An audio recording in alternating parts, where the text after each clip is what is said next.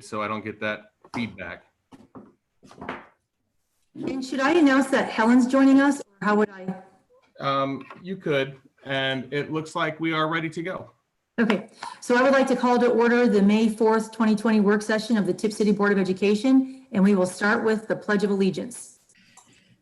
I pledge allegiance to the flag of the United States of America, And and to to the republic for which it stands, one nation, under God, indivisible, with liberty and justice for all.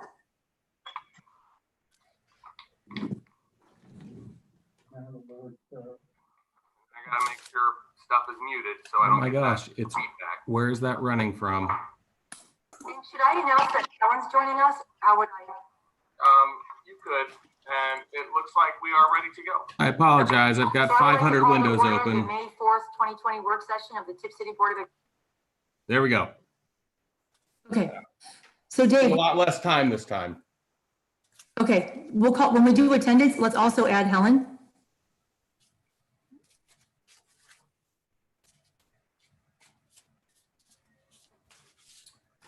Let me go ahead and share that screen. Oh, there we go.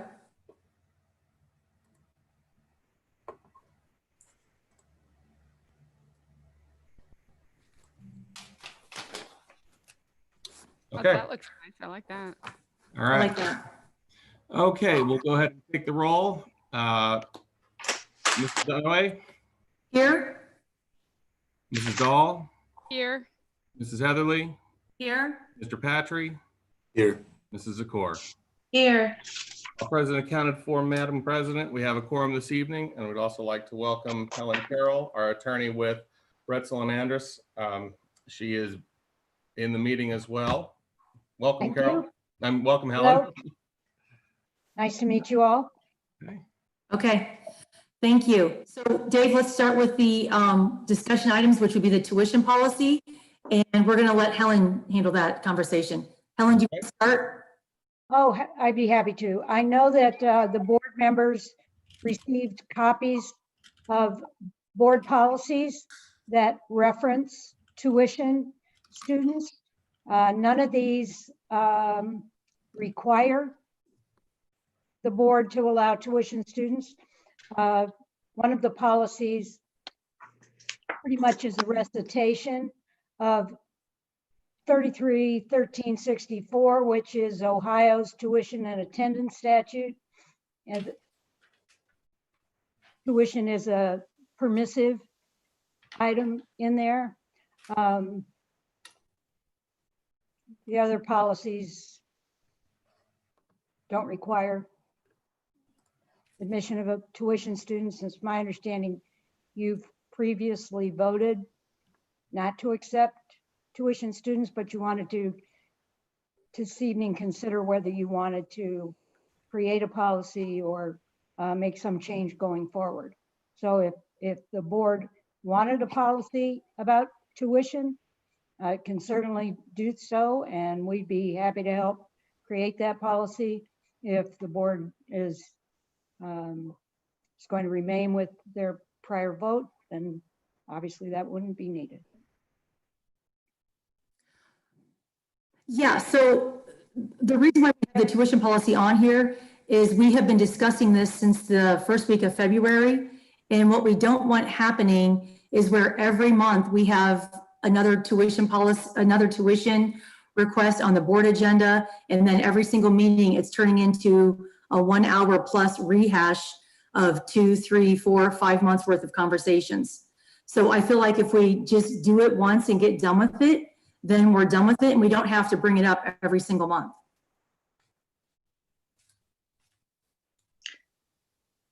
I have a question for Helen, if that's possible. Sure. Okay, where I'm a little unclear is when you have a policy, I know it's on a permissive basis, but what would that look like if you permit some but not others? Well, Or does you'd it have to to- be an all or none type process?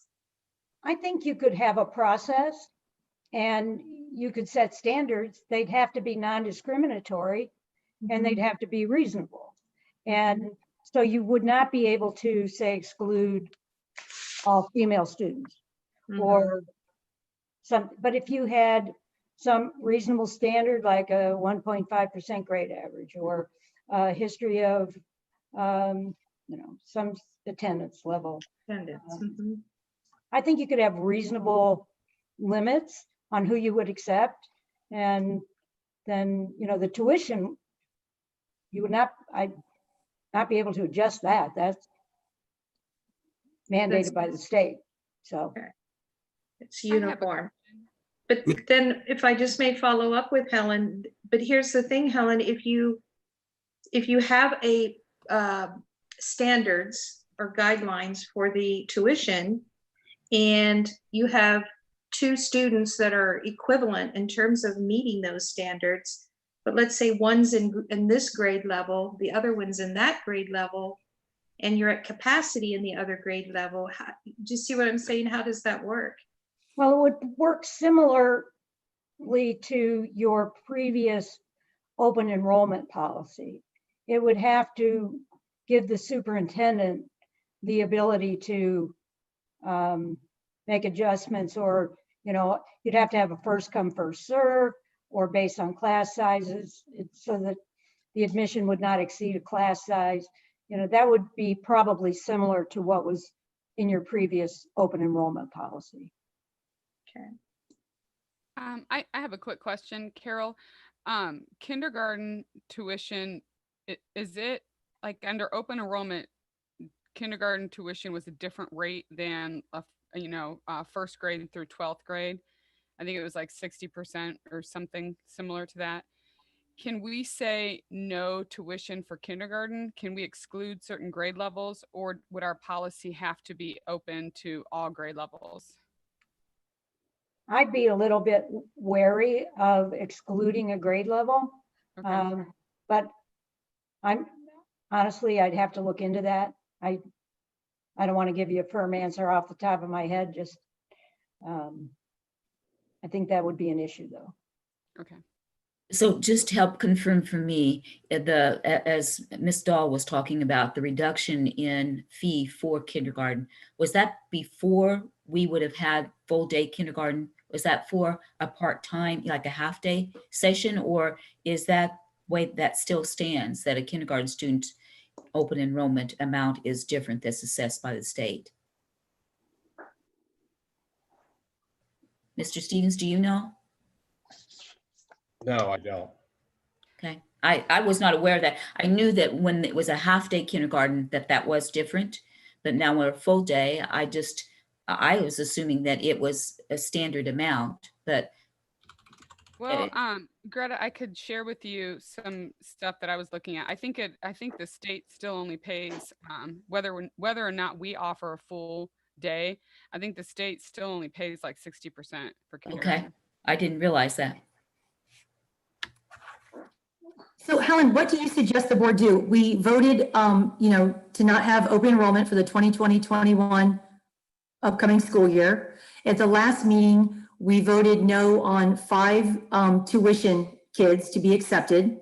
So what is the best way to handle this going forward so this does not become a monthly conversation on our meetings? Well, theoretically, your vote to not accept tuition students for the 2021 school year seems to me that would have resolved the issue. Okay. know. Oh, sorry, go Maybe ahead. your vote on each individual student occurred after you took that vote. Ms. Carroll, Simon Patry here. I thank you for joining us today. I have a few questions on what you've just said. So the first thing is that am I correct in understanding there's a difference between open enrollment students and tuition students outside of open enrollment under the statute? Yeah, they're different. All right. And so if we voted no for open enrollment, there's nothing preventing us from allowing and admitting tuition students. In fact, we could. It's a permissive thing. It just depends on whether the board wants to or not. Is that correct? That's correct. and you indicated that we would be able to restrict admission for tuition students based on GPA. I was under the impression that we were prohibited from doing that under 3313.98C, where it says the procedures for admitting adjacent or other district students as applicable shall not include any requirements of academic ability or a level of athletic, artistic, or extracurricular activities. Well, your previous policy did have a grade level provision. So I wasn't really clear how you did that, but if that's something you wanted to carry over in a tuition policy, tuition is different than open enrollment. So, I mean, we could certainly look into that if tuition was something you were considering adopting as a policy to allow tuition students, but it was my understanding you weren't doing that. Correct. So we're allowed to do that in a tuition scenario? You can have some kind of standard in a tuition policy. It is permissive. You wouldn't want to have a policy that says you can only be a tuition student if you are a varsity athlete with, you wouldn't want to exclude a student on the basis of some discriminatory basis, but So I guess 3313.98 doesn't apply to tuition students then? I really probably have to go back and look that up because it was my understanding you weren't doing tuition, so I didn't really delve Right. that deeply into this, but I'd be happy to do that. But that is applicable to open enrollment. So I'd have to see where that fits into tuition rubric. I'm with you. So see whether it carries over there too as well. Yes. Okay. Thanks. Guess I'm Sure. sorry, Simon, go ahead. I thought you were. Well, that's all. Thank you. I guess I need to clarify. I thought our vote of last Monday was to deny the applications of tuition of 5 applicants. Correct. It was. So. And then we had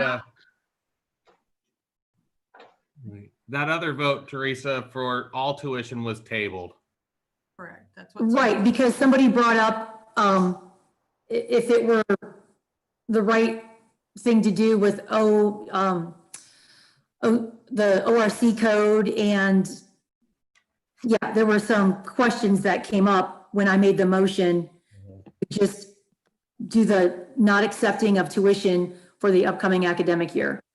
So Helen, at this time, we currently do not have any approved resolution indicating we would not accept any tuition students this year. Okay, well, all right. Thank you for correcting that for me. So if you are going to take a vote on this evening, and you need more, if you need more information, I'd probably have to get that to you, tomorrow or whenever. Well, Ms. Carroll, I've got more questions. Currently, our policy, like you said, a restatement of the statute essentially. Doesn't that policy currently provide that we may admit tuition students? Yes, it does. Okay. And if And we the were going to statute vote- does also. Okay. So currently in place, we do have a policy that would permit it if the board voted in favor of it. To vote, if the board were to vote to say we're not going to have any tuition students at Tip City for the rest of the year, would that require a policy change or to avoid a potential conflict there?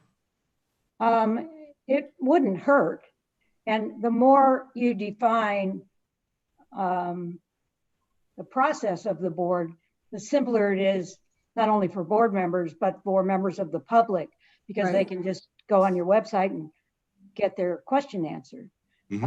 But And if that's the case, then we probably want to have a policy defined and then put on the agenda for 2 consecutive regular meetings at least, if that's the case, correct?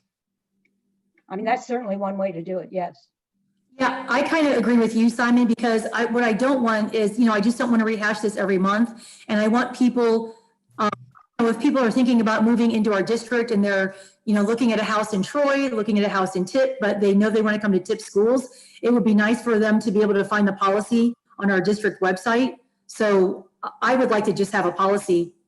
Well, I think it's important, Madam President, that we understand that this isn't rehashing open enrollment. This is the open deliberation of whether we want to accept, which is a different issue.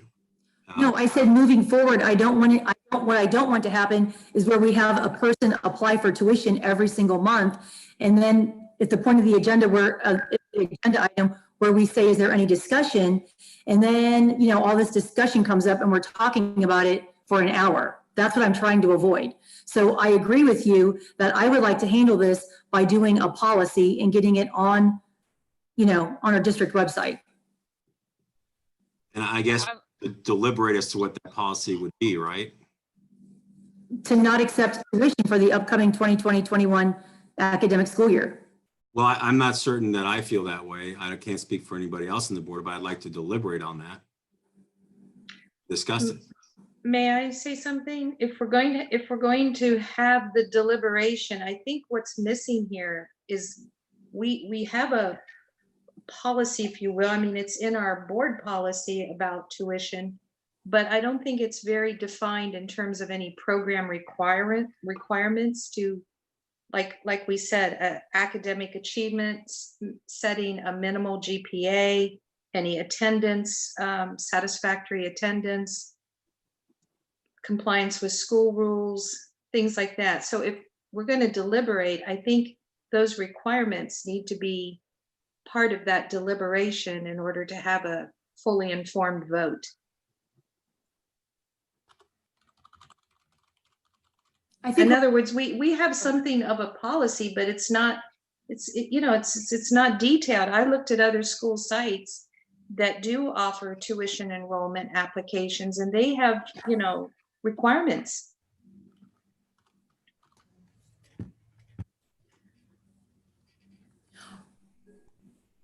Yeah, I have to agree with that. So are the requirements, Helen, are they embedded in the policy, or does that become, in a sense, a form, administrative guideline with a form when you have the criteria, or is the criteria actually outlined in the policy? I would recommend that you do it as a policy. You could also have administrative guidelines that accompany that detail some of the procedures, but an administrative guideline does not need board approval. So I think you would want this as an actual board policy. Yeah. Yes, I would agree. So then, Oh, go ahead. Sorry, Corinne. I was just gonna say, I think that it sounds like we need a board policy about how to handle tuition, period, because like we don't have like a board approved application, standards, guidelines, or anything like that. If we're even going to talk about this, if it's going to be something that this board considers, or otherwise decide whether or not we want to accept any tuition students moving forward. I don't think that, because right now I don't feel like we have a policy that has any kind of deadlines, dates, guidance for parents, Exactly. that anybody can understand what it would even take to become a tuition student in TIP. Right. Well, Corinne, if I could offer a suggestion, Yes. we could draft 2 draft versions of the policy. One that accepts, that has some elements of what would be included as part of a tuition policy, and we could draft one that would be a rejection of tuition students. And then the board could review them both and make a decision on which one you want to approve. I think that's great. I think that's the right way to do it. Okay. Right, me too. well, we're actually required, I think, under the code, and correct me if I'm wrong here, Ms. Carroll, but under 3313.98B, we're establish policy related to, it says shall pick a resolution, and then there's 3 options.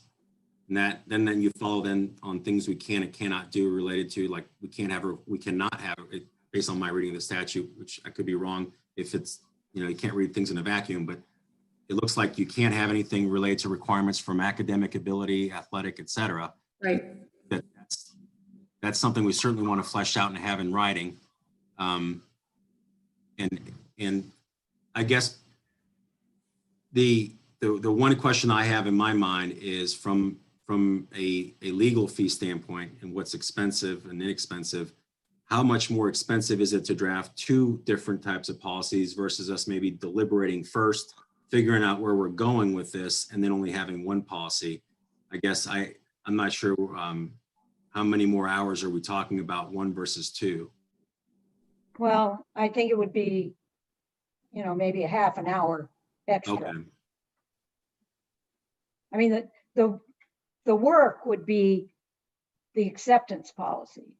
The rejection policy would not take much time at all. So, I mean, I think it would be fairly inexpensive for the project overall. I wouldn't expect it would take more than an hour in total. So we have the rights to choose a policy that refuses any tuition students? I believe you do. Why not just incorporate language in our current policies related to tuition that mirrors the language that's in the open enrollment policy that states fairly simply that each year the board will evaluate whether we will have it or not? Because if we're gonna rewrite one policy, right, why not just write a standalone policy just for tuition so that it's clear and concise instead of going to a different one and looking it up under something else? We have a standalone policy that deals with that issue. I agree. So Helen, are you good on that? I am, except I'm not sure, Mr. Patry, would you rather deliberate first and then give me direction, or would you like me to take a stab at having 2 options? If it's 30 minutes, Ms. Carroll, I think that's not too, I guess I'd be kind of curious as to how 3313.98B plays into this, along with 3317.08. As well as far as the application, how 3313.98C may affect our ability to set requirements. And I haven't, Ms. Carroll, I'm not the expert here, you are, but I haven't read No. through this. Well, I think I would like an opportunity to review those. Those are open Sure. enrollment stats that you're talking about. So I do think tuition is different, and tuition is a discrete exception in the main tuition and attendance statute. And I think I provided you with some information about that. Yep. I'm not sure which attachment it was, but I think it was number 7. It was identified as number 5. Sorry. 5, yeah, but it was 7 in the letter. Yes, ma'am. Oh, well, I found another typo. Well, I'll point that out to you in a minute, but I apologize for doing this over the weekend with no proofreader. Hey, it's impossible to have perfection. You always strive for it. That's Okay, so the thing that's important in this attachment 5 is that the basic structure, which you do have in your policy, is a student is permitted to attend school in the district where the parent resides. And then there are a zillion exceptions. The district must accept a student who lives in the district, whether he resides with his parents or not, if the student requires special education, or is in a home, or is in the permanent custody of a governmental agency. So it's where the parents reside or where the students reside. Those are the 2 main categories. Then you get into all the exceptions. Like if you're moving, if the superintendents between 2 districts agree, if the student is a senior and a parent dies, in the military, there's all those other exceptions. But this all comes from 33-13-64. And so I was just trying to give you a little bit of a flavor for that. And then the tuition statute itself, which is 33-17-08. So Helen, if I understand correctly, there is a provision in here of mandatory admission and payment of tuition. So if we're going to do these draft versions, don't we need to carve out a place for those mandatory admissions that could require, that the board would You do collect? have that. You already have that, Ann. It's in policy 5111, I believe. Yes, that's what I'm looking at.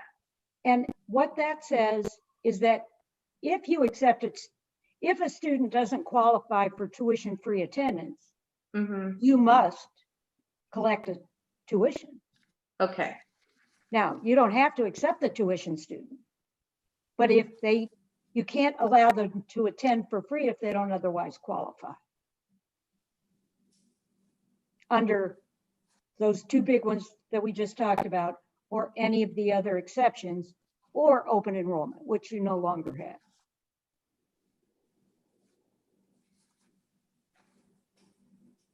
Did I confuse anybody? well, we No. have they require mandatory admission.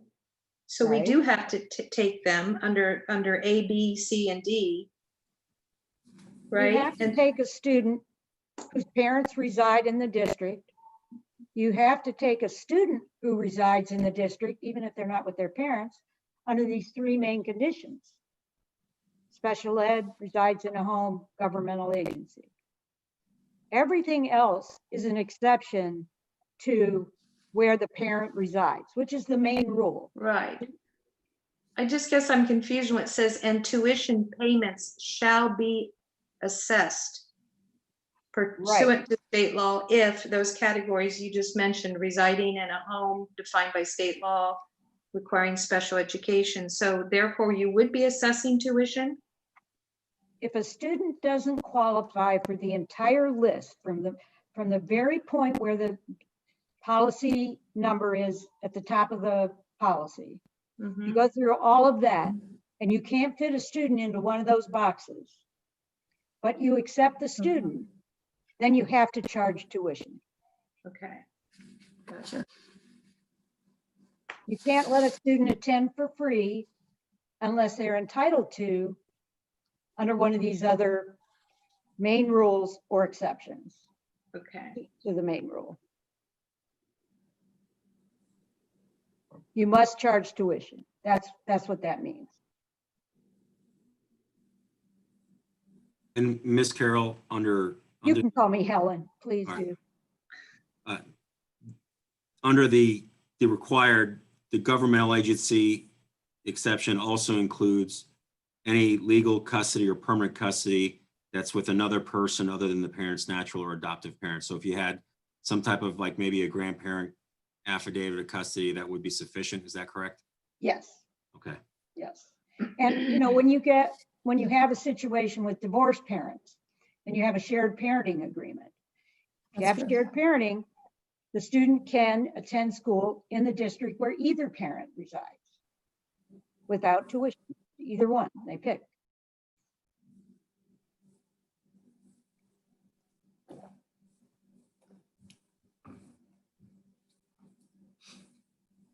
I think we need your drafts, Helen.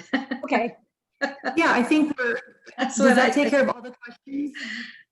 Does anybody else have any questions for Helen? And then we'll look at those two drafts and we'll add them to the May board meeting. Sounds good. So we good? I had one Oh, thing. go ahead. I had one thing while Helen's with us.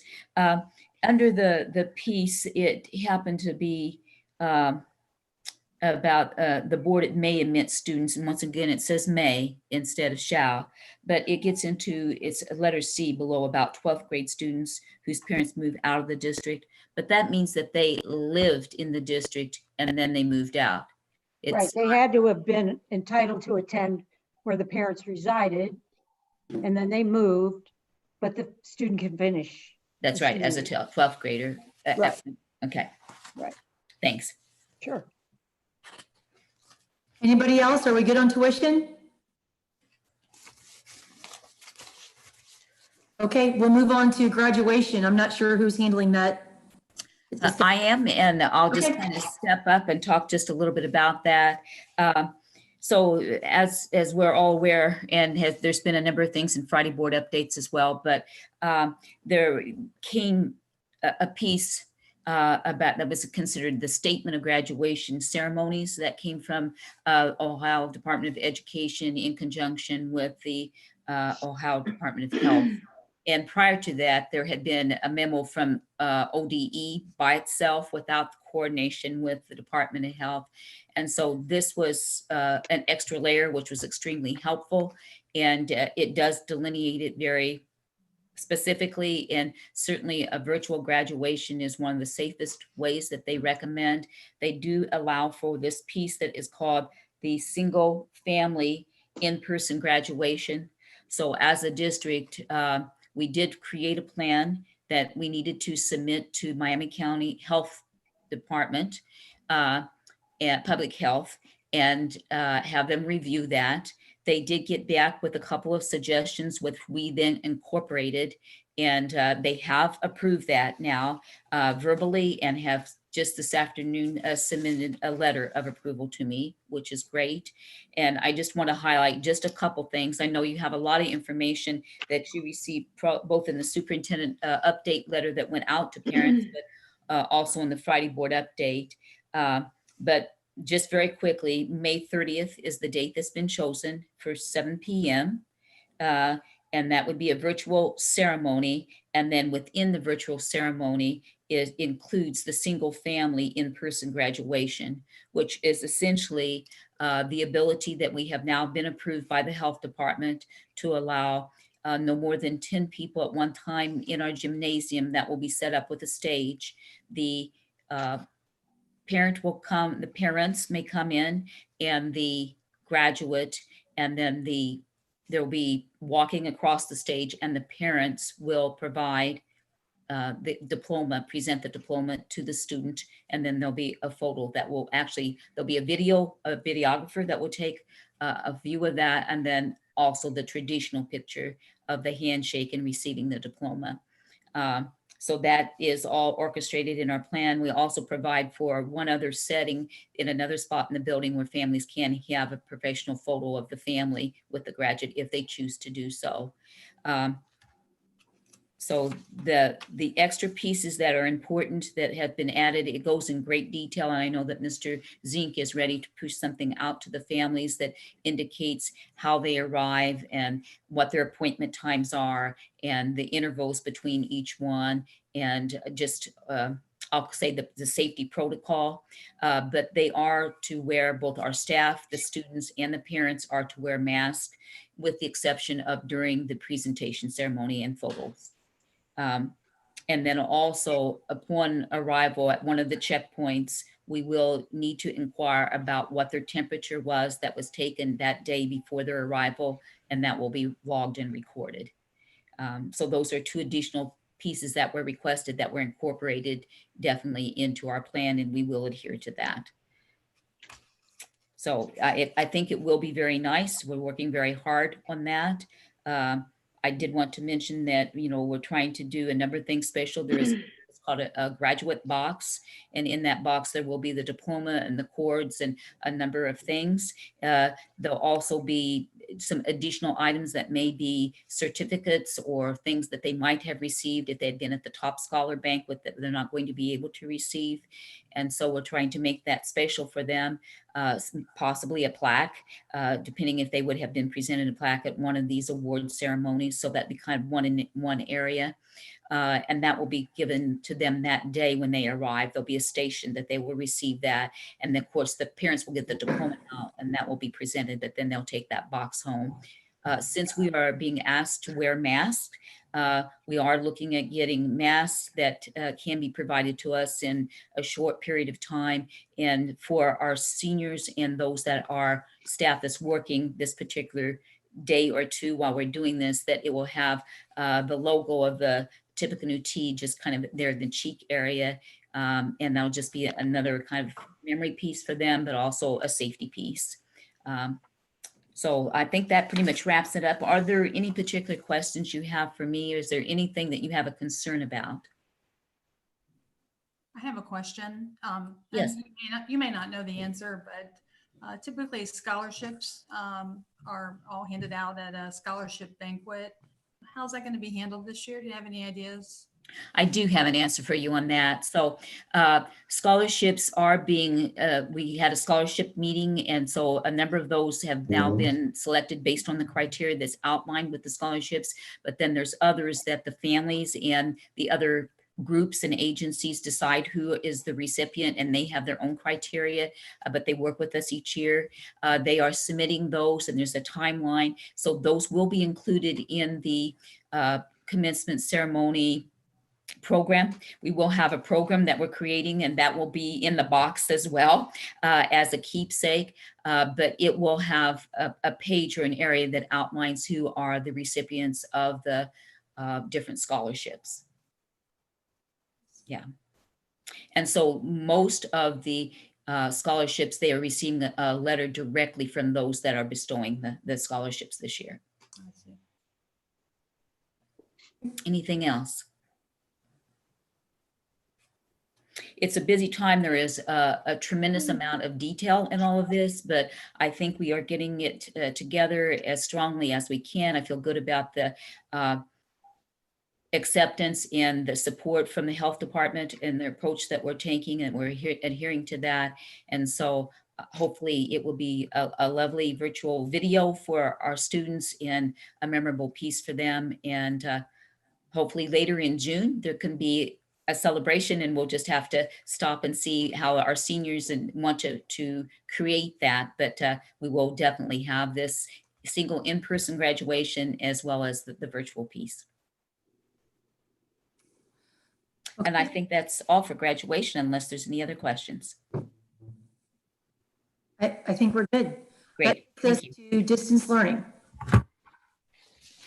All right, thank you. I know the board has a lot to discuss tonight, so I'll try to be as quick as possible with this presentation, but wanted to take a few minutes to share with the board the results that we have received from the distance learning survey that was administered last week. It went out to parents, teachers, and oops, I won't do that. Went out to parents, teachers, and students in grades 6 through 12. Parents of students K through 12 received the survey, and then teachers in K through 12 received this survey as well. We really wanted to identify ways that we could improve our experience with distance learning, close out the school year, and plan for next year. And we had several key findings in the area of parent satisfaction, accessibility, and student engagement. So in all, we administered or have received feedback from 1,068 surveys. 753 of those are parents of students in grades K through 12. So we feel very good about the sample size that we received here, because it was a wide mix of parents and students in K through 12. We had 204 students respond. Again, a pretty good mix of students. About 10% of each grade level responded to the survey. And we had 111 teachers respond, which is pretty close to our full teaching certified staff. So with parent satisfaction, you can see the 3 bullet points here. 93.5% reported either a good or excellent rating of how we have handled the COVID-19 school closure. Mr. Bierhoff, excuse me, I don't think the slides are showing if that's your intention. Yes, it was. Yeah, you're not we didn't sharing get an right now, attachment. Steve. Huh.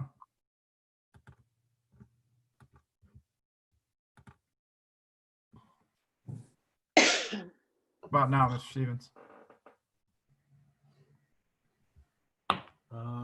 Not that I can see. No. Let me stop this share. Oh, there it goes. There it It's- is. Okay, there we have it. Thank you. You're good now, Steve. Okay. So just to back up so you can see the numbers or the data on respondents. Again, we're pretty impressed with the number of parents that we receive feedback from. So again, parent satisfaction was an area that we were concerned about. And so we've received some good feedback on that and also some constructive feedback as well. Feedback in the area of communication was rated good or excellent. Feelings about the amount of work that's being assigned during remote instruction is about the right amount. As you dig a little bit deeper beyond that, there may be some concerns and some areas for us to improve in terms of the quality of those assignments. And I think part of that is just the quick turnaround and the nature of this current situation. I think as we are able to provide more professional development to staff, we'll be able to provide more face-to-face time and actually direct instruction through our distance learning, if that's the route that we need to go in the fall. In terms of accessibility, this is great information for us with the technology department to see that high-speed broadband is accessible in many of the homes in our community. Again, you have to take these results with a grain of salt as well, because people who are responding to this are people who have internet. Exactly. So we need a little bit larger sample size or different methods on how to gather this feedback. But one thing we can glean from this is that students in grades 6 through 12, about 70% of them report that they have their own device at home.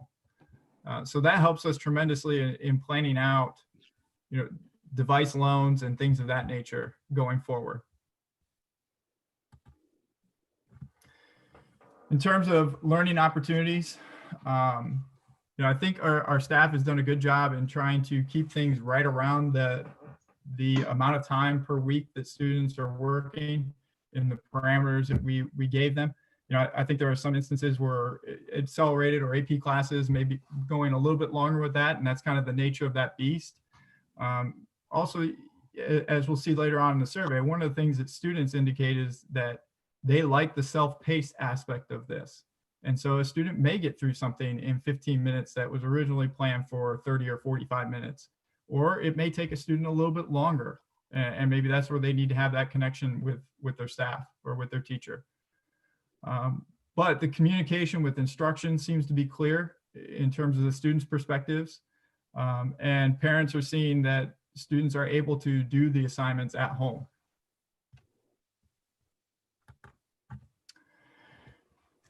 Engagement is an area that we're very concerned with. As you look at the interaction between teachers and students, this is something that's been a concern throughout this process, that how can we provide more opportunity for teachers to be engaged with students. And you can see this is something that students are wanting, and that's something that is shown later on in some of the open-ended anecdotal feedback from this survey. So for the most part, our teachers are very responsive. We may have a few outlying situations or situations where we're just not going to please everybody. But for the most part, our teachers are quick with their response time, within a few hours to 24 hours for the vast majority of our students that responded. I think this last bullet point is interesting. There was no middle ground in this. We asked the question of whether or not students felt more stress or substantially more stress than a typical school week because of distance learning, not because of the COVID virus situation or anything like that, but just from the distance learning experience and not having access to their teachers or being at school. And the other side of that was less stress or substantially less stress. And so we've got kind of a 50-50 split among the students who responded, that some are feeling more stress, or half of them are feeling more stress or substantially more stress, where the other half are feeling less stress or substantially less stress. And it's pretty even across the board throughout that. So that's something that we can work with our counselors on and maybe find some more information there as to which way that is trending.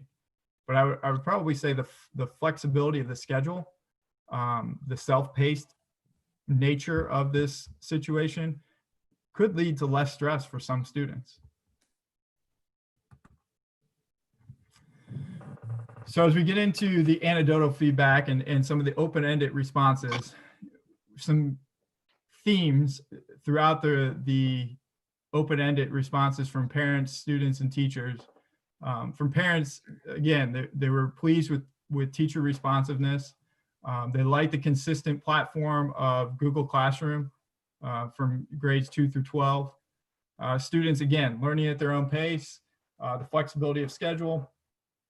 From our teachers, they feel like they've had strong support from the technology department and that they've had availability of instructional tools throughout this process.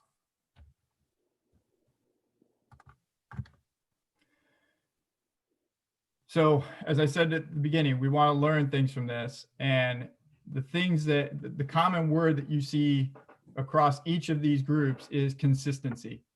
And so that's something that we want to develop as we move into the fall, whether that is a blended learning experience, a distance learning experience, or hopefully back to normal, is providing that consistency with our staff and our students.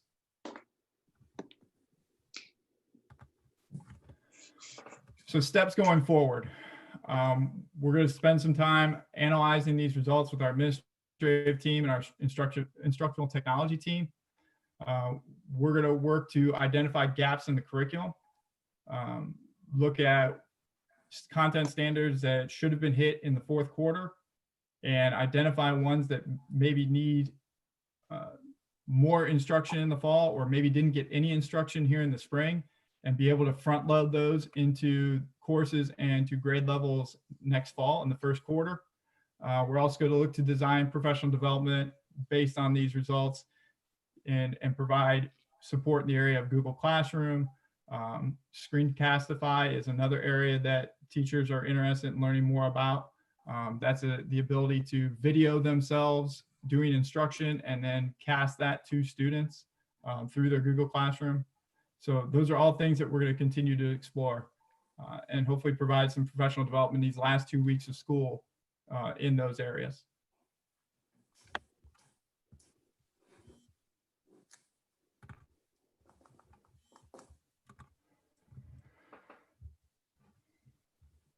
Any questions or comments on that? I'd like to Thank you. just, I think that's some awesome feedback that you got from all of those numbers. I mean, that's a lot. That's a lot of information. I'd like to just thank Mr. Verhoff and his, and all the teachers, families that did take the time to respond. The timing on this, I think, was excellent because everybody's still in the midst of it. You know, it's when you are working with it that it's so fresh, and whatever you're feeling about it, whether you're feeling anxious about it or you're feeling like you're getting feedback or whatever, you know, all those experiences, that he's been able to capture that in our survey results. So I also like the aspect that it's really going to provide information as we begin moving forward and looking at a number of options of just trying to be prepared for next fall. So I think it's great. Very proactive. Mr. Verhoff, were you surprised by anything? I think the things that I was most pleased with was just the number of responses. You know, to get 753 parents to take the time to complete that survey, and then to get some of the results that we got, you know, just some of the positive aspects of it, but more importantly, the constructive feedback that we're able to take away from this to, as you said, be more proactive as we go into the fall. We don't know what the situation is going to look like in the fall, so we need to have as much information as possible from this experience so that we can grow and learn from it. You know, we tell our students we want them to be lifelong learners. We as the educators need to be lifelong learners as well, and model that for our students and provide the professional development that teachers need to improve in these areas. Mr. The teachers and you said that we've got responses from teachers, parents, and students. Was it all the same survey, or did the teachers get a different survey? No, there was 3 different surveys that were Awesome. developed. Okay. Yeah, so I really, Liz Robbins and Jim Sagona helped with developing these surveys. Liz and I were, and Jim worked on the questions and the delivery of it. So it was a collective effort. And so I want to also thank them for their part in all this. Do you have any plans for sharing the results other than this forum? We're going to be working on this with our administrative team and our instructional tech team. We're going to really comb through the results from this. We've created some spreadsheets and tables based off of the results that we'll be able to dig a little bit deeper and move into specific grade bands and look at some of the feedback from specific grade bands. So one of the areas that concerns me quite a bit, when you look at that student engagement question and you break it down into the grade bands at the high school, we have some glaring issues there in terms of engagement and the number of students that are remaining engaged in their classes. And so we've got to find a way to fix that.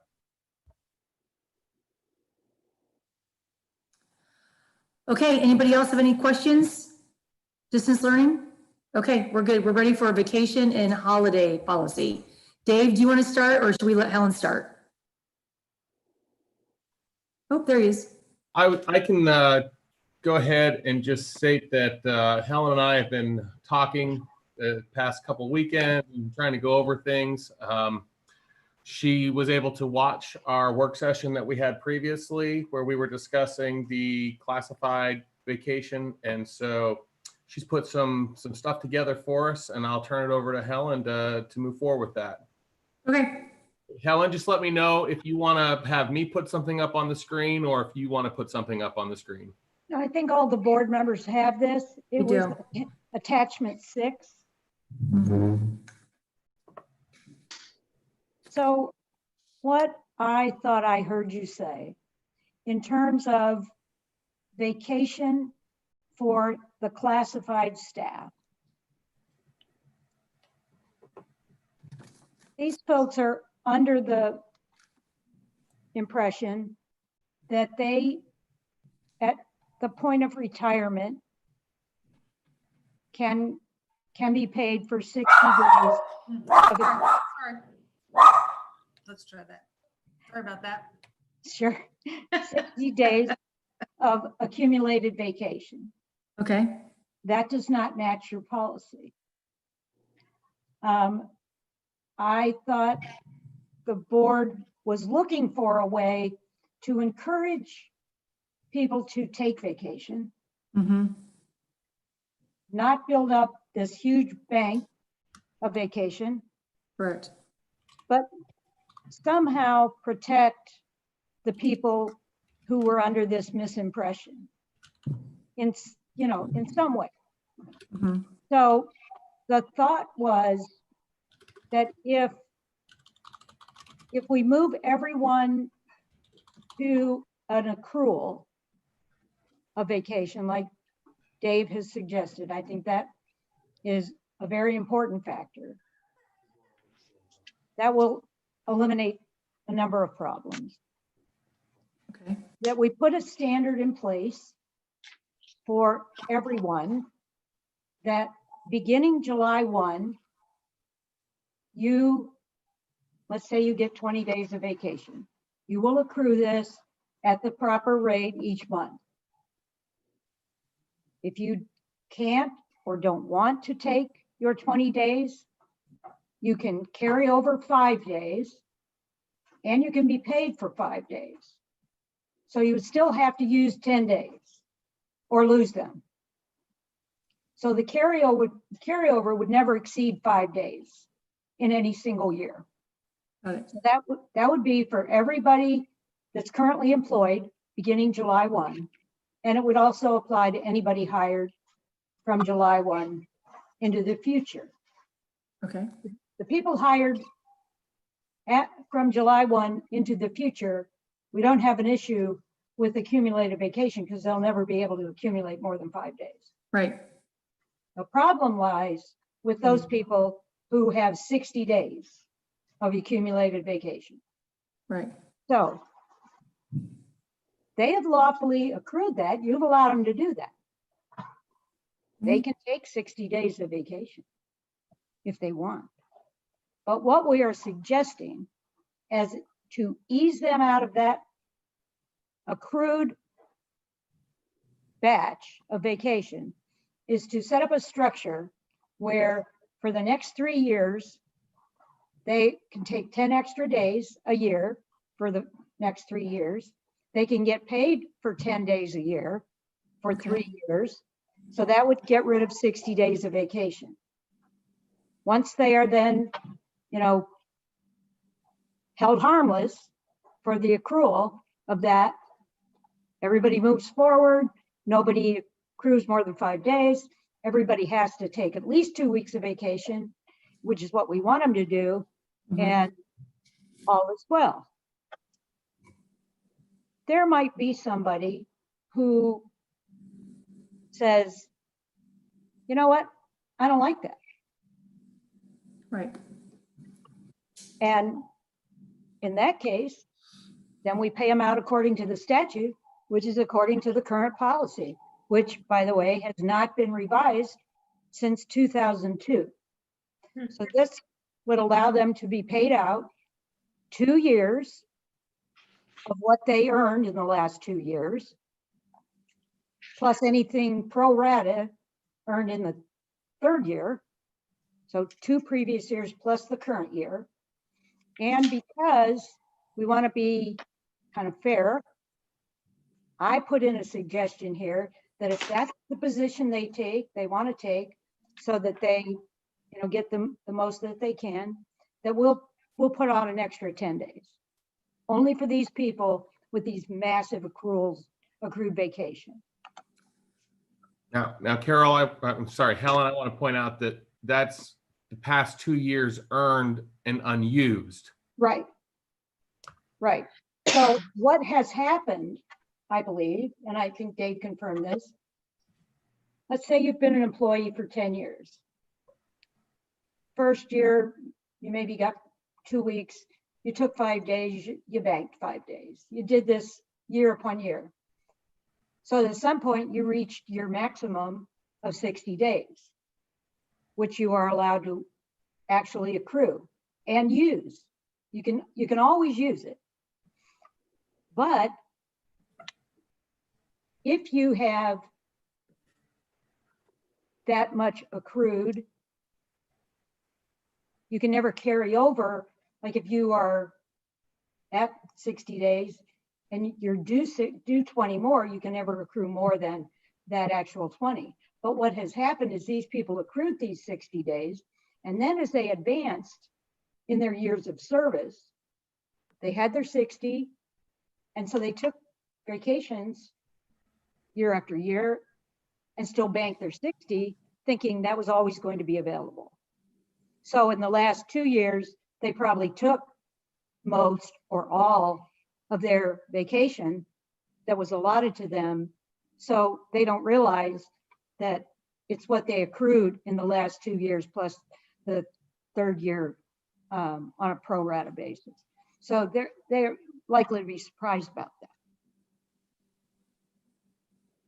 So I was thinking of a way, trying to think of a way to not harm these people who were under a misimpression, and allow them 3 years to use. And of course, let's say someone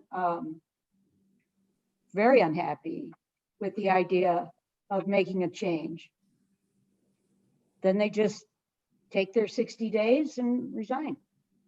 They're allowed to take it. They've accrued it. So just so that I can understand this, our current policy says somebody can accrue up to 60 days of vacation. No, your policy says your practice is to allow them to accrue. What your policy says is that you can, when you retire, it says exactly what the statute says. And But what does the the statute? treasurer's office has allowed accrual of 60 days. I don't know really where that comes from. Dave, maybe you can help me with that. That's years and years ago. That's what has been in practice for years. Okay. Before me and before even, I think, the previous treasurer. So this is banked somehow. I do think that there needs to be a cleanup of that. Like I say, this policy hasn't been amended since 2002. And we're going to have another discussion about some other policies, but you may need some time to think about this and discuss it and see what you think is fair. This was just one suggestion, and I'm sure there are other options. Sorry, Dave's on mute. Do we know how many employees we're talking about that would be impacted by this? There are, Dave has a spreadsheet of this. I think there are Three, okay. 33. Wow, that's a lot. I don't think 33 people have 60 days accrued. Oh, no. Just 3 people for 60. Oh, I was like, holy. Three classified staff with 60. Gotcha, okay.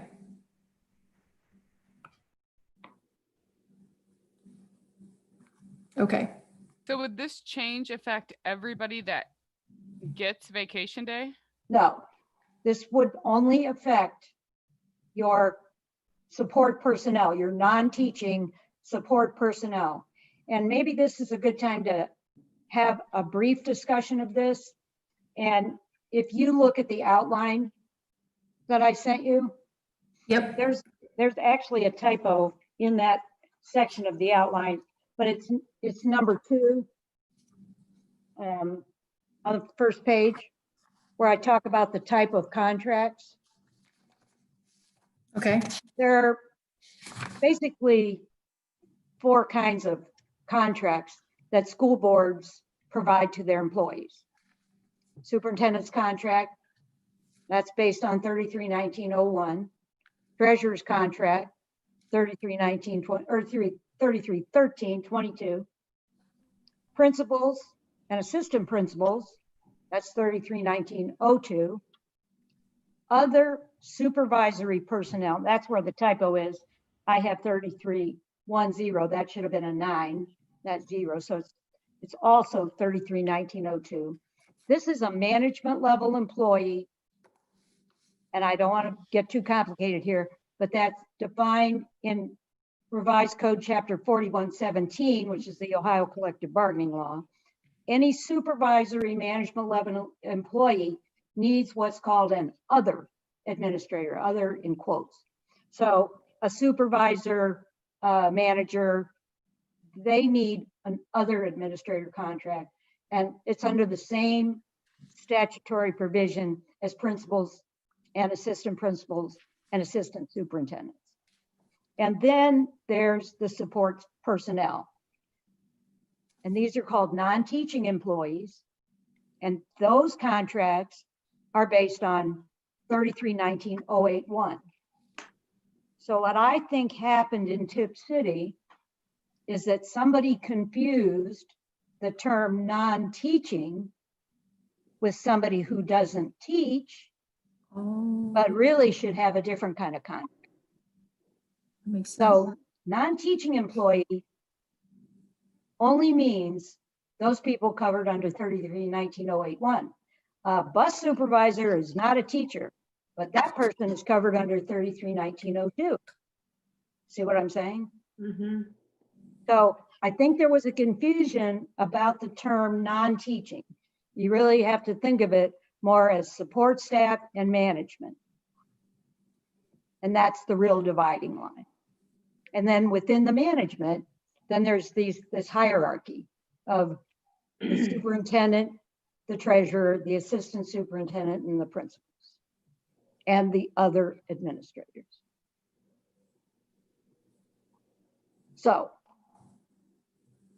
this policy would only affect the non-teaching personnel in 3319-081. If you go to your policy, your full policy manual, you have the 1000s, you have the zeros for the bylaws, You have the 1,000s that apply to administrators. Then you have the 2,000s, which is, don't worry about that. Then you have the 3,000s, that's the teachers, and the 4,000s, that's the support staff. So this policy falls under the 4,000 series, and it's whatever, 4438. So this only applies to support personnel. That'd be aides, bus drivers, What's going on upstairs? Oh my gosh. people like that. Cafeteria people, secretaries.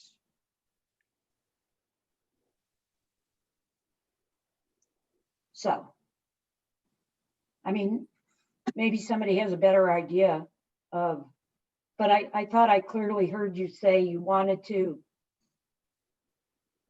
encourage folks to take their vacation. And this is a good way to do it, is if you tell them, use it or lose it. Mhm. That's a darn good way of encouraging. So Helen, right now we have been allowing them to accrue some people up to 60 days. There's approximately 3 people whom that would affect. Right. Does this at all affect sick leave? I mean, do we No, pay out doesn't for sick affect sick leave too? No, doesn't apply to sick leave. Okay, so sick leave is a use it or lose it if they don't use it all? No, you No, missed, sick leave is a completely different, and we can discuss that. But sick leave is earned at the rate of 1 1/4 days per month. This applies across the board, administrators down to cooks or whatever, custodians, full-time people at least, we get 1 1/4 days per month. You are allowed to accumulate by your policy up to 210 days. So if you're a very healthy person and you don't call off if you have the sniffles, you can accumulate quite a few days. And a lot of people after 10 or 15 years of employment would be at that 210-day level. And do we pay out for that and at their separation, Dave, if they retire? yeah, You have, we actually have, the policies on that payout are much more clear than the vacation payout. So we have a regular severance payout, and then we actually have an above and beyond policy that says, if you let us know in advance of March 1st that you're retiring at the end of the year, we'll pay you a super sick pay or a super merit severance pay. That's also in the policy. So that's outlined much more clear in our policy manual. if you work 100, or if you work a 260-day contract, you are permitted to cash out 89.1 days at retirement. So that's about 4.5, almost 4.5 months.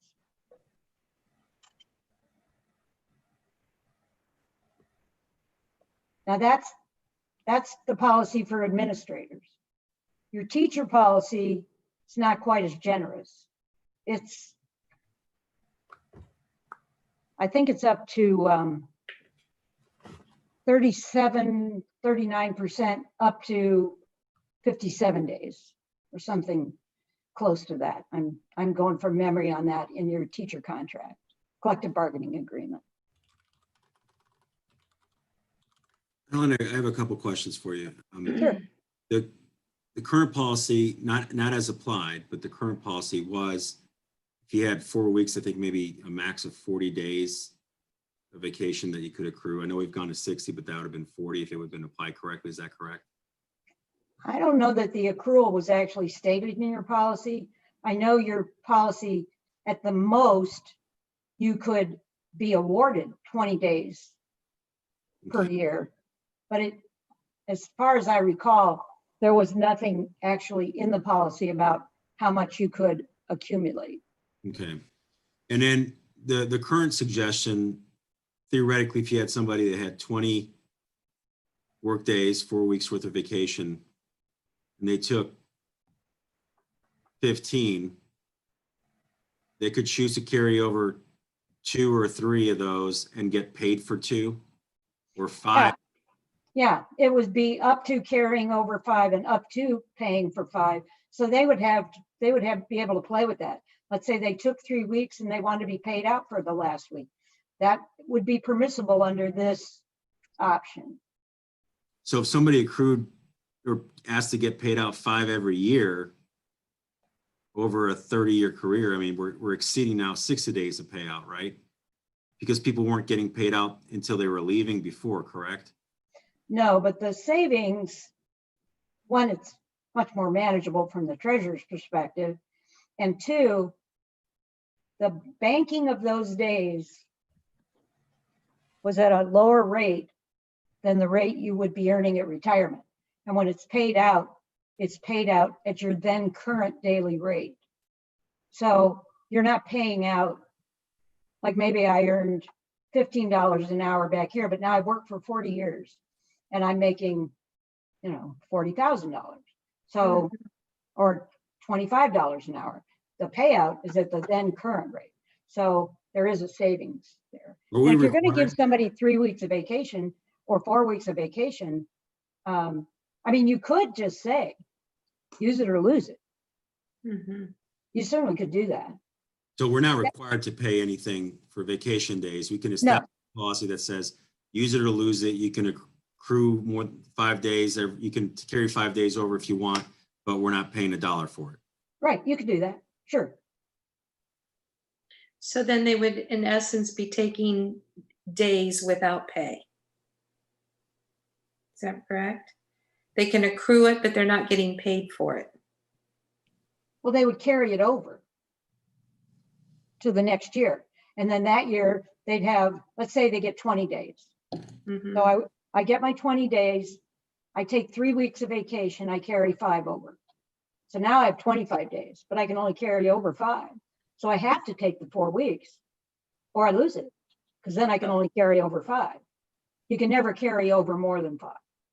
So the cash out of the treasury at the end of the person's employment is never over 5 days. If you went with a scheme like that, you could, as Mr. Patry said, just use it or lose it. Mhm.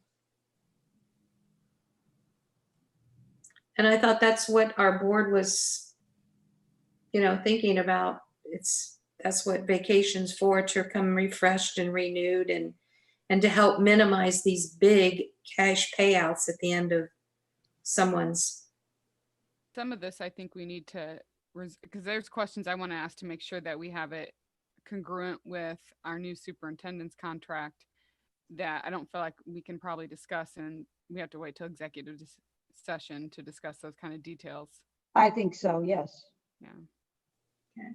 So this is just one option, and I would recommend that you consider adopting a policy by July 1 so that the employees know you're moving from a dump, more or less, of 20 days all at once versus the accrual, because I think that makes much more sense from an economic point of view and from an operational point of view for the treasurer. Are we allowed to differentiate the way we allow people to do vacations based on their hire date? Like anybody hired after July 1st will be under one set of rules, and everybody before that would be based on what we've been doing the last whatever years, just so that there's not this potentially viewed as a harsh change in unfairness? You can do that. It sometimes creates a tension between the two employee groups.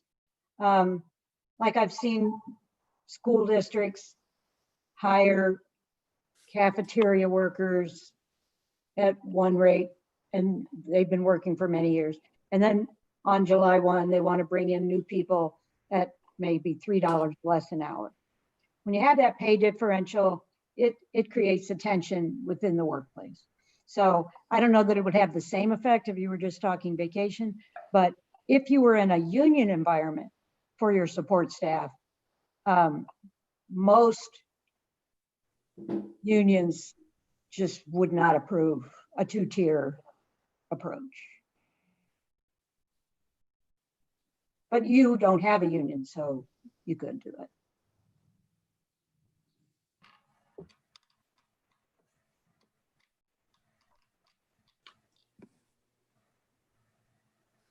Okay, well, it sounds like we need to get something on the next few meetings so we can have that done by July 1st.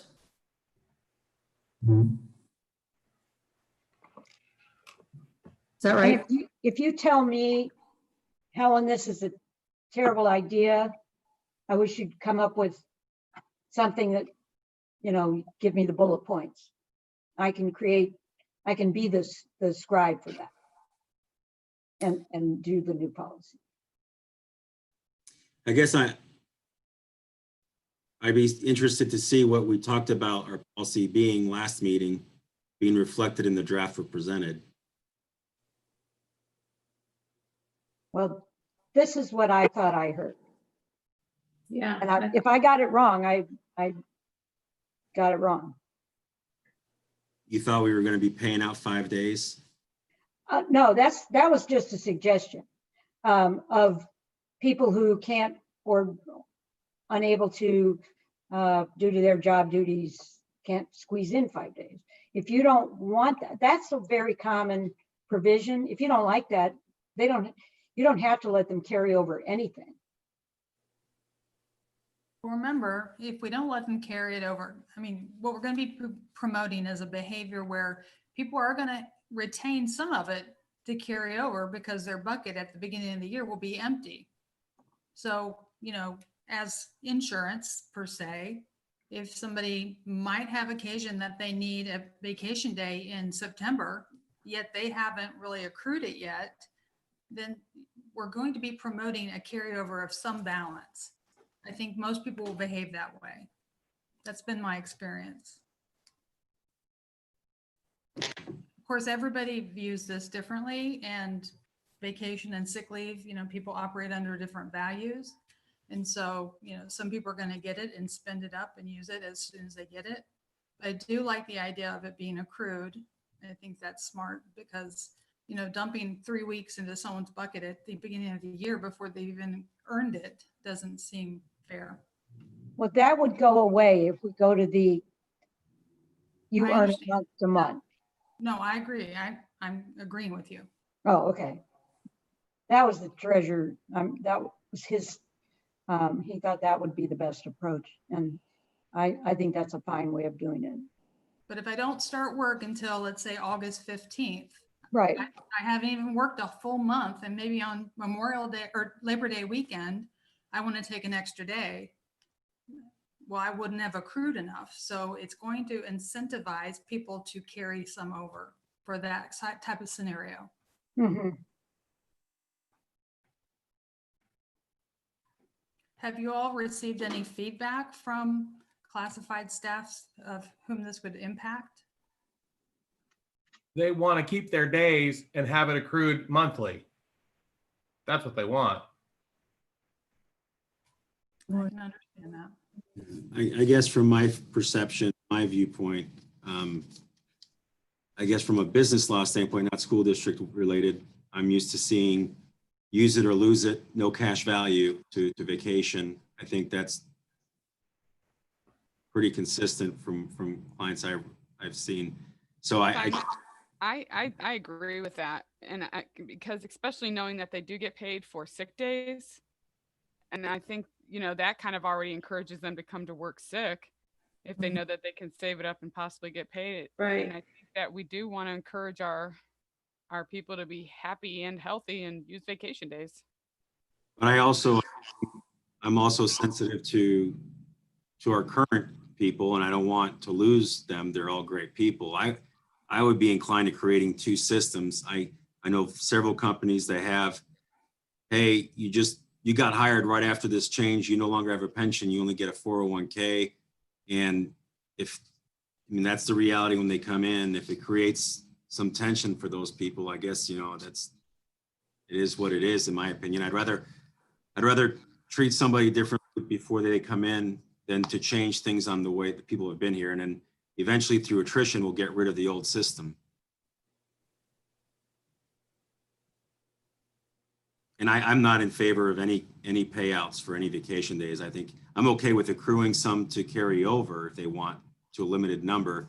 But to me, there shouldn't be a cash value to vacation days. I want to provide that carryover for flexibility, but for the new class of employees, I would feel that you use it or lose it. I echo Simon's thoughts as well.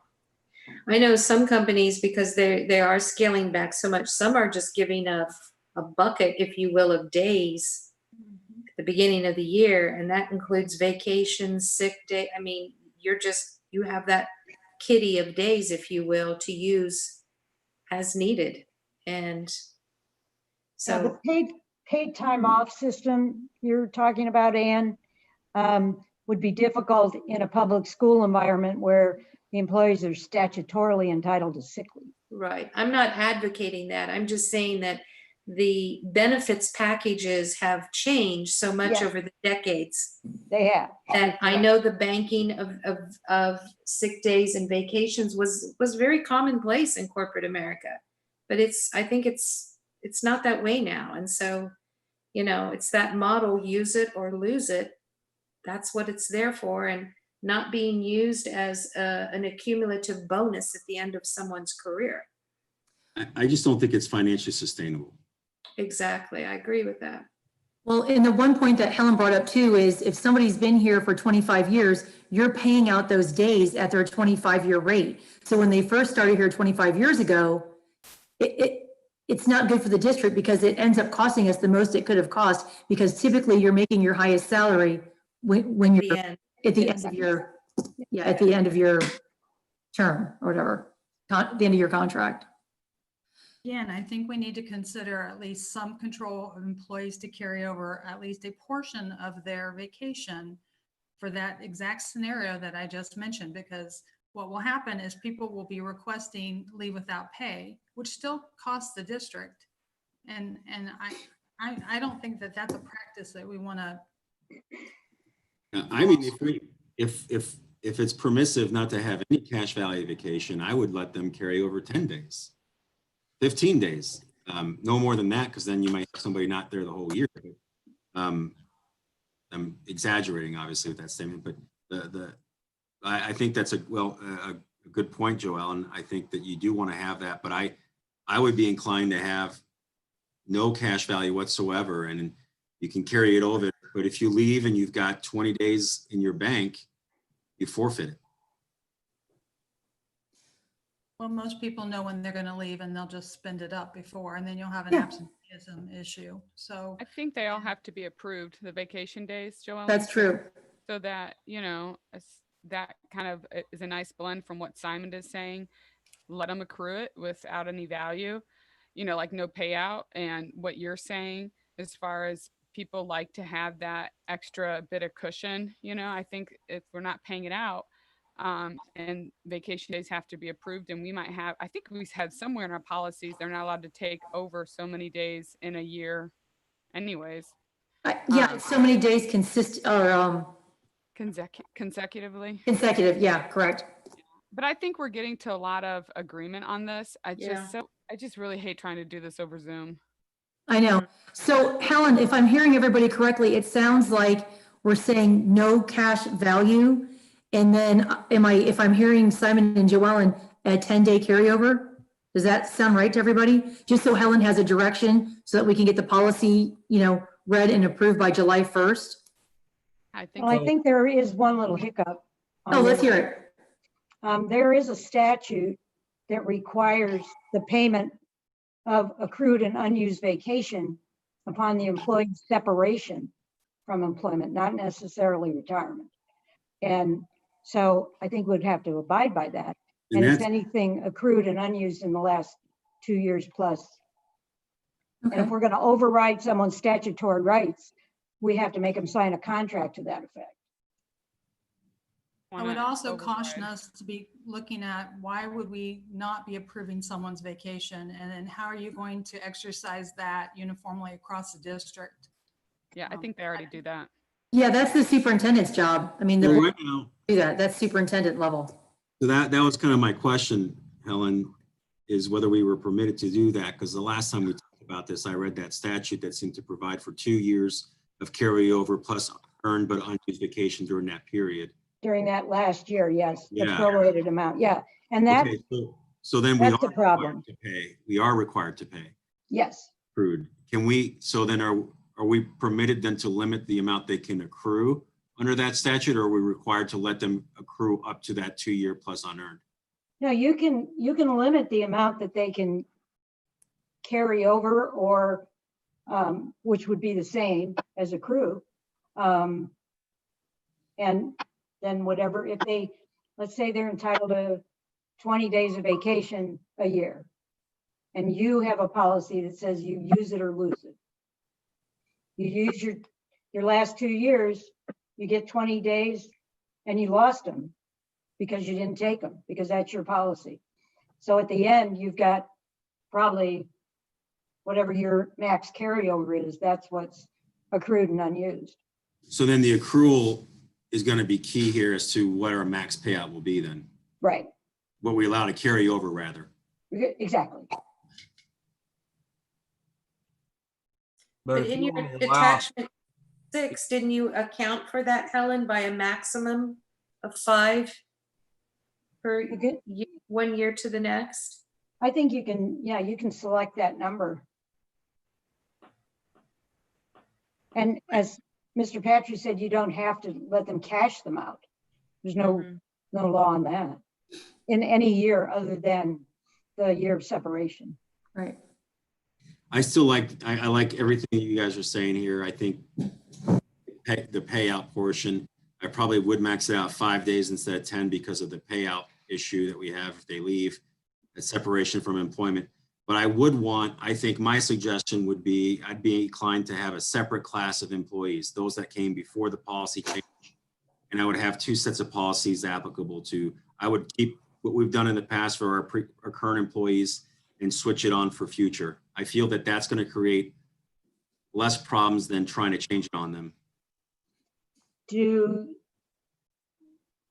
For everyone that is a current employee, do you want to continue to allow them to accrue 60 days, or do you want to try to whittle this down? Helen, didn't you suggest giving them 3 years to kind of, Yeah, so to speak? yeah, So I think it's going to be really hard to have 2 different systems. So if everybody's amenable to it, I kind of like the idea, because we do want to be fair. I like your original idea of giving them 3 years to kind of, get on par, so to speak. Yeah, like a 3-year spend down. yeah. Kind of, yeah. I mean, if that makes sense. Yeah, I like that. I like having that rather than 2 different. separate policies. Yeah, I too. just don't like having 2. I just think it gets really complicated, and, Yeah. the next board comes in and they're reading policy, it gets confusing, and I just like everything being the same. If you have one of these like spend down options, then within whatever that time frame is, whether it's 2 years, 3 years, whatever, by the end of that period of time, then everybody is Be equal. the same. Going Perfect, forward. yeah, Right. exactly. Does everybody think that 3 years is fair? I do. Do we That's have a lot. consensus? Yeah, I do. Yeah. Okay. Does that give you And direction? like I say, if someone is opposed to this, an employee, Mhm. if they have 60 days of accrued vacation, they just take 6 weeks, 8 weeks off, whatever it is. It would be subject to approval. Well, Yeah, yeah, I but you just- wouldn't be able to, if they've got earned vacation, I don't think, you could make them take it maybe a week or 2 weeks at a time, but I don't think you could deny it. Again, I know, we probably need to be asking questions about our approval practices. I'm concerned about a 3-year spend down being logistically possible. And, within 3 years, if they haven't spent that down, they've accrued that under a written policy or the way the written policy was interpreted rather, Maybe, yeah. which would certainly make an implied contract. And then I can see a litigation following if we don't pay out what they haven't used after that 3-year period. could see them suing us for it. Well, Simon, right now, we don't have a policy, and we've been doing it incorrectly. So we're being very fair because we haven't been doing this right. Well, I don't disagree with that, but we Okay, have applied the policy incorrectly for probably over a decade to 2 decades or more, sure. and paid out everybody. And these people have worked and they believe they have accrued that, and they would, if they sued us, they would put all these people in, and that's how it's applied. There's be, I think, Helen can correct me if I'm wrong, but I think they'd have some pretty meaningful arguments under an implied contract here. And I think that would subject us to litigation fees, and litigation we'd probably lose. So that if we're going to do an implementation of a 3-year system, I don't know how logistically possible it is for somebody earning 20 days every year to be able to spend down 60 in 3. I mean, that would essentially be 40 days of vacation per year to get that spent down. Well, that's where the payout comes in. So I have it written down.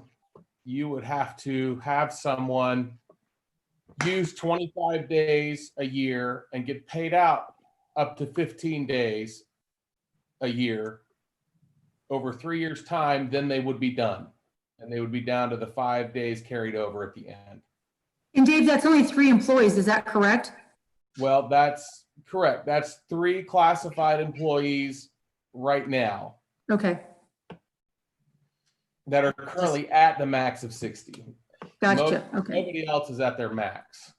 okay. And There I was are just going other to- employees in the 40s that we need to somehow work into this, whatever the rubric is going to be. Right, because if they're 40, they're going to be quickly approaching this. Well, and that's why you make them have to use it. Mhm. So, I was- Dr. Kump, did you have a question? Thank you. I was just going to interject that as far as vacation and the superintendent's approval, it is pretty rare for that to be denied, but we do coordinate. And so it really avoids being denied in most situations. If it's a position where we try not to have, for example, 2 administrative assistants out at the very same time. And I'll just give the example at the board office. At the board office, Mrs. Hagan and Mrs. Prawl, they coordinate and they work very hard that they're both not away on vacation days, particularly if it happens to be a string like 5 days in a row, that they're not both out at the same time because of just the support services and their visibility, and even in the summer when you may have a little bit lighter crew. So those are the things. They're not necessarily denied, but we do work toward coordination. And then in a very rare case, we would just say that it would create a hardship if somebody would be out during a specified time. But once again, we work through those things, and it is pretty rare to be denied a vacation day that's submitted. Okay. Helen, were you getting ready to say something before we cut you off? No, I was just looking for a document. So do you feel like we've gotten enough information to give you a direction? Or are there any questions that you can think of that we still need to answer so that we can put something together and have it read by July 1st? That would be the next 2 meetings, because May and June, we only have 2 more board meetings to get this done before July 1st. There are no work Well- sessions in June. Oh yeah, that's true. We could do a work session. You're right, Dave. Well, That makes it better. We're not so rushed. so, I mean, Helen did provide this right here with her draft.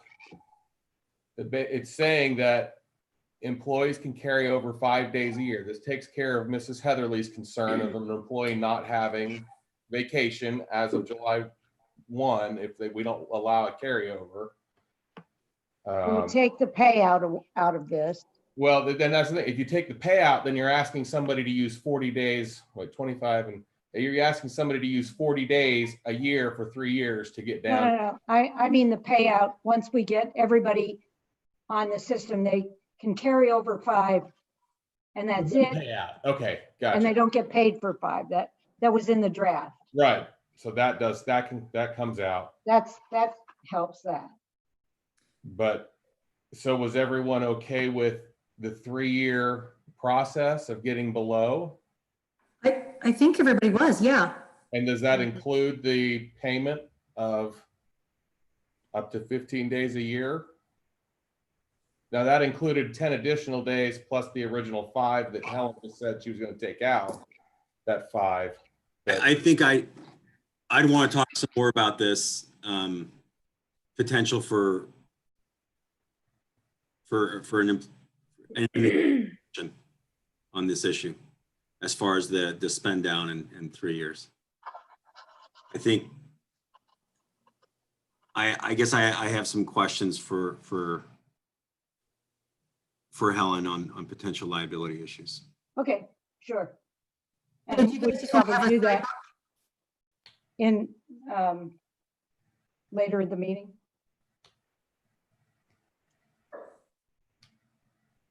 Simon, do you want to just have like a side conversation with Helen at a different time, or do you feel like it could, Yeah, I guess I'll just call Helen. is that okay? Does that make the most sense? That's probably good. Here and stuff too, so, okay. So whatever your conversation with Helen ends up being, we'll just kind of think that the board came to a consensus that we're gonna do the 3-year and we're gonna carry over 5 days. Is that consistent with the conversation?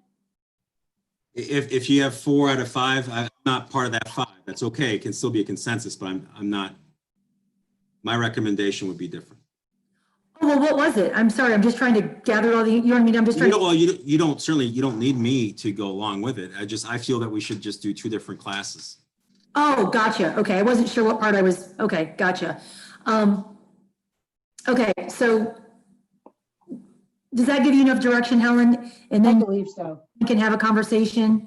I think if I have a conversation with Mr. Patry, we can Right. figure out what the options for the board should be. Okay.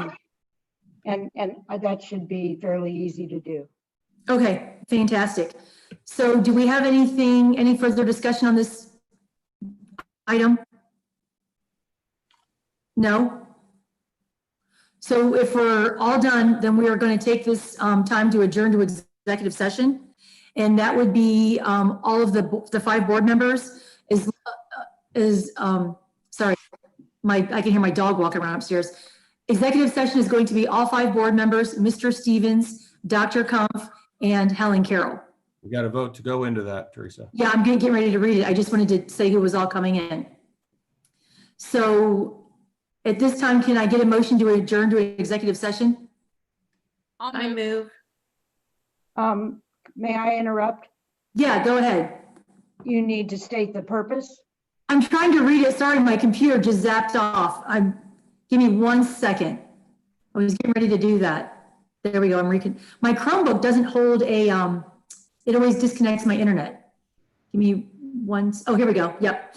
Motion to adjourn to executive session for purposes authorized under Board of Education Policy 0166 and ORC 121.22G1 to consider the compensation of a public employee or official. Can I get a motion? I'll move. I second. Motion in second by Mrs. Dahl and Mrs. Zakor. Okay. Ready for the vote? Ready for the vote, Dave? Dahl, Yes. Zakor, Yes. Dunaway, Yes? Heatherly, Yes. Patrick. Yes. Okay, so everybody has the link that Dave sent, and does anybody need like a 10-minute recess or anything? About 5 minutes. Okay, Yeah, fine. 5 minutes? Okay, Okay, we'll see everybody in 5 minutes. thank you. Okay.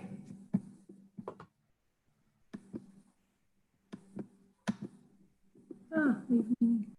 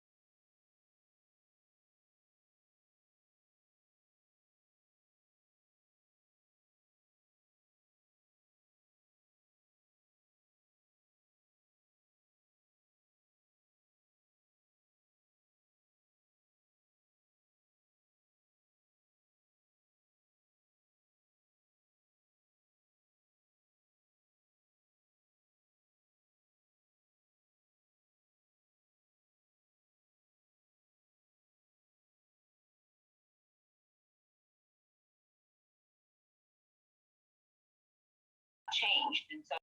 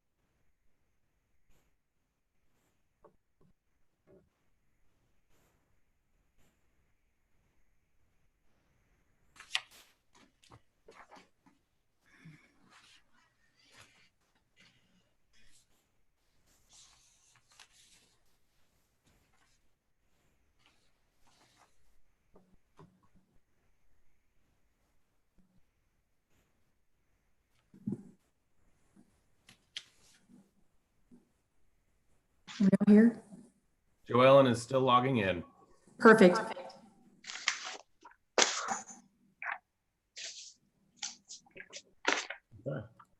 So here. I think we're all ready, Teresa, for you to declare us out of executive session.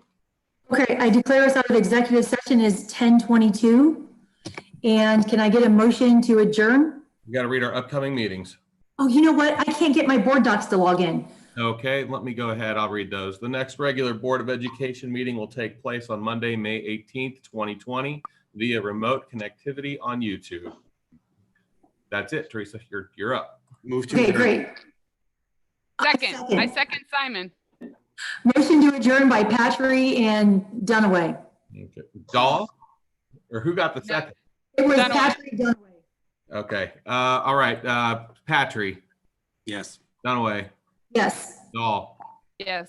Heatherly, Yes. Zakor. Yes. Okay. Meeting Good night, adjourned. everybody. Thanks, Stay everybody. healthy, stay safe. Okay, night. Good night. Bye.